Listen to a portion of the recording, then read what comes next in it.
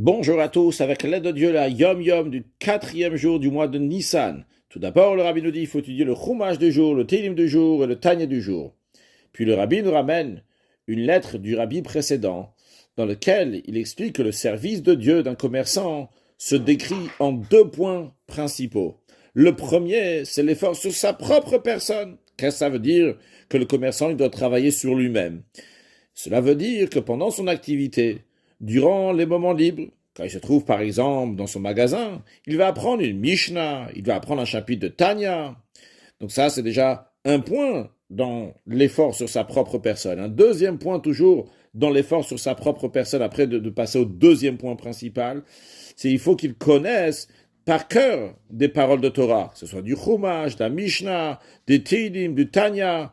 Pourquoi? Afin de les réciter lorsqu'il marche dans la rue, ou se trouve dans le marché, ou ailleurs, par exemple, dans tous ces endroits-là, donc il va pouvoir réciter des paroles de Torah.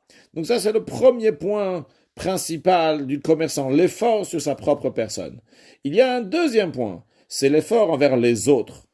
Lorsqu'il a des discussions commerciales avec d'autres personnes, il va introduire en plein milieu de la conversation une histoire qui a un contenu, qui a un sens.